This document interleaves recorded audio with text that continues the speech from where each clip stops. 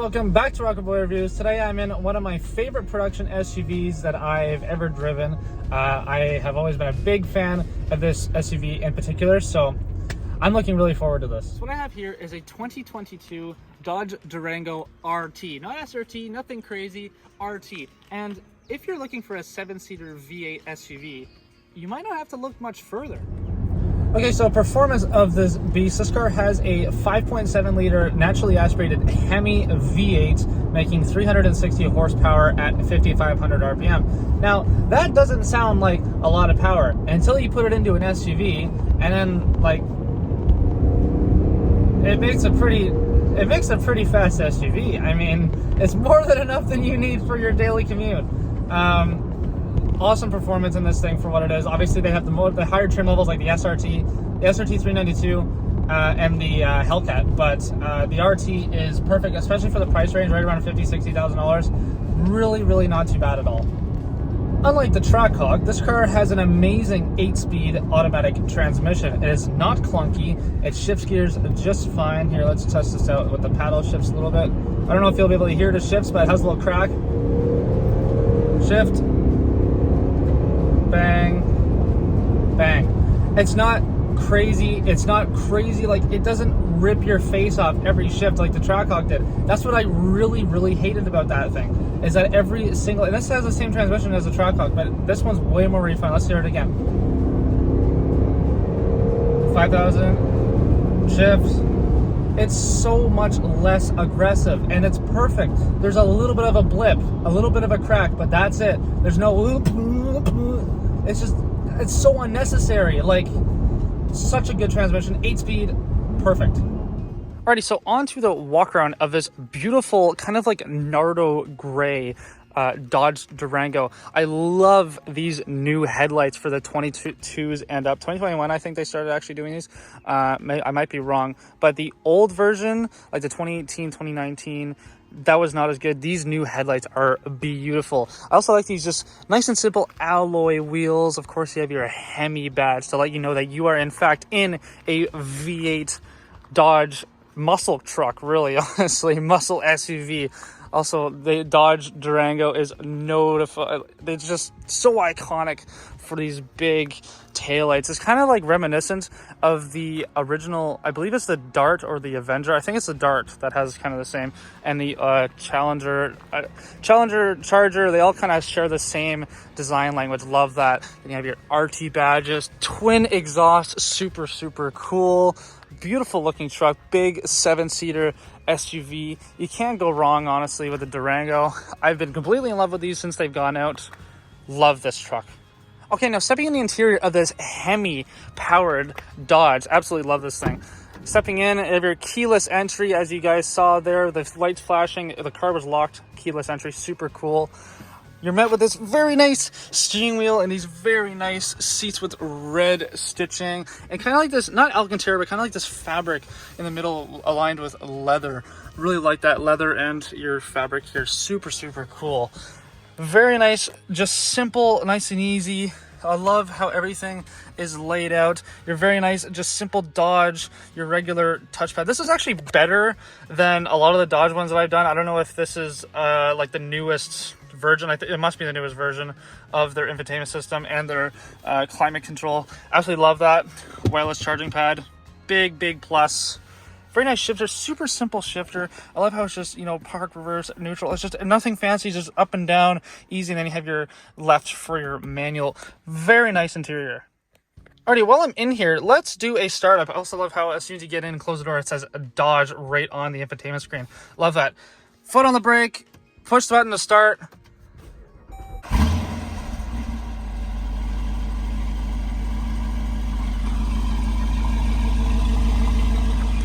Oh, a little bit of a shake. I love how it says Durango. Super cool. The Trackhawk kind of said Trackhawk. This just says Durango. I think the Durango Hellcat might say Hellcat on it or something. I love how they have that.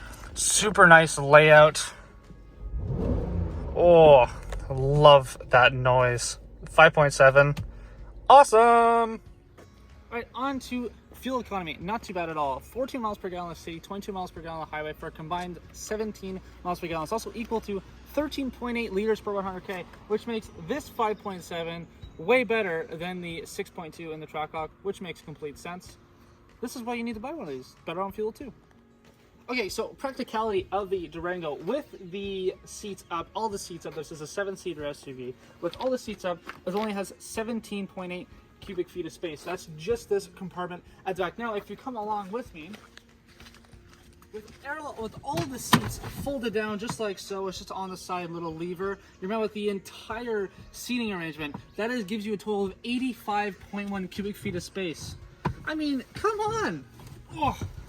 You can lie in here without any issues. Nice little corner coming up. Let's do a little peel around the corner. Oh my god, for a big truck. Oh my god, another little corner here. Oh, lots of brakes, lots of brakes. Oh my god. For a big truck, it goes around corners with ease. Oh my. Oh wow. This thing, oh, and the braking. Oh, this thing's wild. Okay, so things that I like about this truck, I really like just the seating position. It feels like you're in a sports car. Also, this like the windshield is very slanted. It's very low. It's very small windshield, honestly, width-wise. So you feel like you're in a sports car. Obviously, this is pretty high up, but you feel like you're in a sports car. I also love the just the steering wheel. It's so nice. You guys obviously see that with the interior shot, but the steering wheel is extremely nice, extremely just nice, simple. Everything is nicely laid out. Everything is very easy to drive. The gear selector is awesome, very simple, very easy, especially with how you have that manual mode. Very cool manual mode, by the way. I love how you can just kind of switch the gears with those paddles, as I said. Very nice. Everything's super laid out, super easy to use. It's just an overall good car. Big fan that this is a power tailgate as well. Awesome feature to have, and one that every new car needs and pretty much has.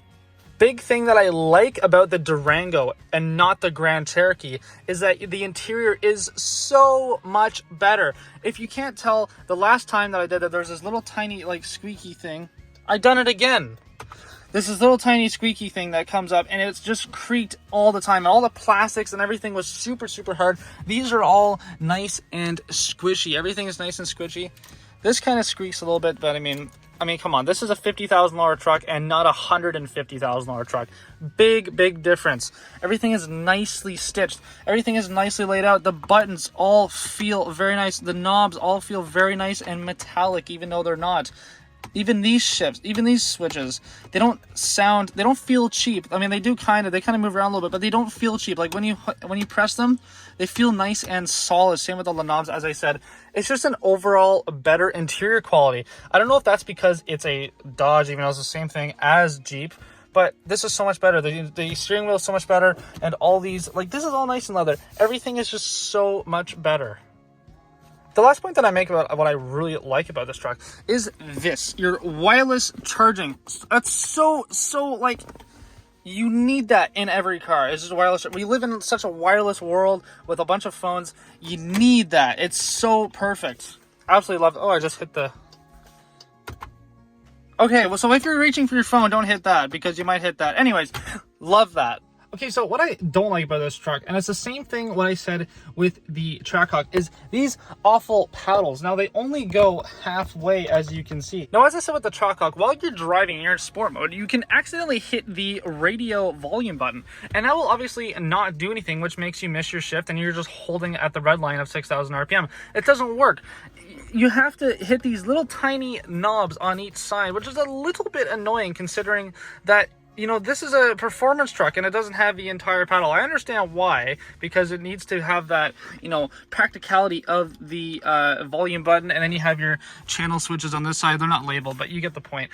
I wish that these were just a tiny bit bigger, because you can easily accidentally not press them. It doesn't work for me. I can't get around that.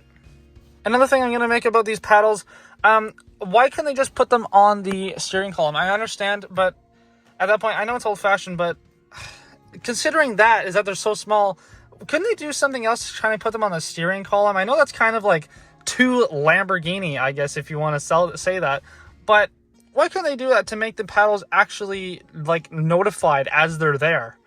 I don't know. That's just my personal opinion. They're completely fine. I've gotten used to them while driving this thing for the past couple hours, and also the Trackhawk. So it's fine, but you know, it is a little bit annoying since the first time I drove one of these things with this paddle shifter, which happened to be the Trackhawk, first shift, I accidentally missed a shift because I pressed at the bottom. Anyways. Alright guys, for the Durango RT, I'm going to give this car a rocket rating out of 10. I'm going to give it a 7.5. Now this is definitely a really, really fun truck to drive. For a daily, other than, you know, your crazy like RS6, this is a really good daily in general. It's obviously not the best daily you can have, but you don't want the best daily because the best daily is probably $500,000. But for a regular truck, it's a little bit, it's quite subtle and everything. For about $50,000, you can't really go wrong with a Durango. Obviously, you kind of swallow that fuel bill a little bit because it has that 5.7 in it. But it is what it is. I'm going to give it a solid 7.5 out of 10. It's just a really good truck overall, and I could definitely see myself buying one of these in the future. Yeah, big thumbs up. All right, everybody, well, that's going to do it for today's video on the Durango RT. I had a lot of fun with this review. I have absolutely loved the Durango since they came out with the new versions. The old ones are kind of a little bit meh, but the new versions, I'm talking about like 2016, 2015 plus, they've came a long way. The interior is so nice in these things. They drive so nice. It's just an overall really, really good car. Thank you so much for watching. If you can't tell, I rather the Durango over the Trackhawk any single day. I don't know if that's just because that one was a little bit interesting, but maybe it's just a whole line of Grand Cherokees. I just rather the Durango. I obviously would love to drive a Durango Hellcat to see exactly what the comparison is between the supercharged kind of Hellcat version of the Grand Cherokee and the Hellcat version of the Durango. But I feel like I'm gonna come to the same consensus as they did in this video and just say, even with the base trim RT, or the one up for base trim, I still rather this over that truck, even though that had a lot more power and a lot more everything. I just rather drive this for a daily car, even just an everyday, just even like a performance vehicle. I just rather have a Durango, to be honest. That's just my opinion, but that is what it is. Thank you so much for watching. I really appreciate it. As I said, always, you know, driving is my passion and everything, so I really appreciate all of you following me along for the journey. I don't know if I'll be at 500 subscribers before or after this video, or maybe I'm not even close when this video comes out, but please hit that subscribe. I'm trying to get the 500 huge vlog at 500 subscribers, and I think that all you guys will really like it, from a rally that I did about a year ago, and I had a lot of fun, a lot of friends, a lot of supercars, a lot of just kind of shenanigans, a lot of fun stuff. It was a super fun rally. I really hope you guys will like watching that when it comes out, but I have to hit that 500 subscribers first. Anyways, thank you everybody so much for watching, and as usual, do all the YouTube stuff, please. I really appreciate it, and as always, have an amazing day.